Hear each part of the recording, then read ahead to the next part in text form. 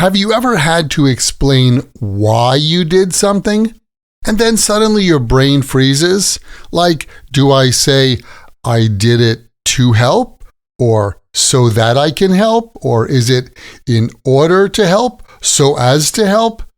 It can get confusing. But don't worry, that's what we're going to sort out today. Welcome to another Happy English podcast coming to you from New York City. And here's your English teacher, Michael. All right, thank you, John, and thanks, everyone. It's Michael here from Happy English, and I help people speak English better. And this is Happy English Podcast, episode 956. So that, so as to, in order to, and to. Talking about purpose in English. Hey, thanks for tuning in. So, why are you listening to this podcast? Maybe it's so that you can improve your English? Or in order to sound more natural? Or just to have fun learning something today? Well, whether you say so that, in order to, so as to, or to, you're talking about the purpose of doing something.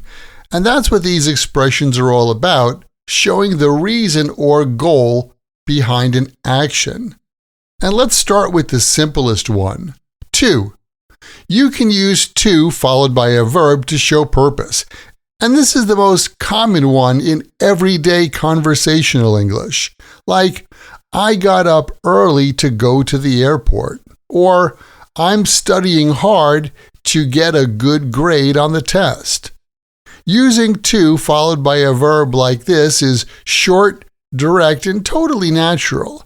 We use this a lot in spoken English because it's quick, like, I went to the store to buy milk. That's the reason I went, to buy milk. Easy, right? Now, let's take that same idea and make it a little bit more formal with in order to. In order to also shows a purpose. It's the same idea, but it sounds a bit more serious or formal, like, Jenny left work early in order to meet her sister for dinner, or I'm saving money in order to travel next year. In order to has the same meaning as just to plus a verb, but it gives your sentence a little more weight, more importance, like, the boss said we need a better marketing campaign in order to increase sales. Now here's a tip. In everyday conversations, we usually don't say in order to unless you want to sound very clear or very formal. But it does come up in presentations, writing, or formal speech. Like, the company changed the policy in order to improve communication. Or, we need to act now in order to prevent problems. Now, there's also a more formal phrase that you might come across, so as to. This one also means the same thing as to or in order to, and we usually see so as to in writing or more formal speech, like, the company implemented new security protocols so as to minimize the risk of data breaches. This sounds like something you'd read in a business report or company announcement. Here's another one. The government adjusted the tax policy so as to stimulate economic growth in rural areas. Personally, I don't use this one much in everyday conversation, but it's good to recognize, especially if you're reading something formal like a news article or a business email, or you're taking one of those pesky exams like IELTS or TOEFL. Okay, now let's move on to so that. So that is different because so that needs a full sentence after it, a subject and a verb. Like, I got up early so that I could catch the train. We moved the meeting earlier so that everyone could attend. Again, remember that so that is followed by a subject and a verb, not just a verb. You can also use so that to talk about results or goals in a more personal way. Like, I take notes so that I can remember what I learned. Or I speak clearly so that my students can understand me.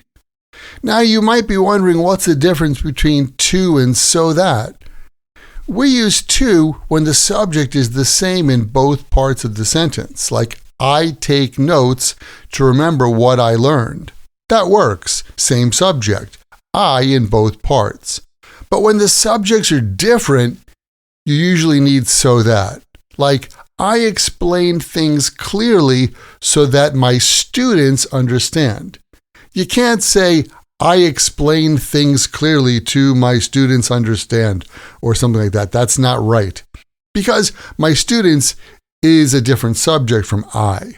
So that connects those two parts together.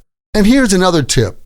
So that sometimes gives a feeling of intention or care, especially when you're doing something to help someone else. Like, I printed out the documents so that everyone could read them.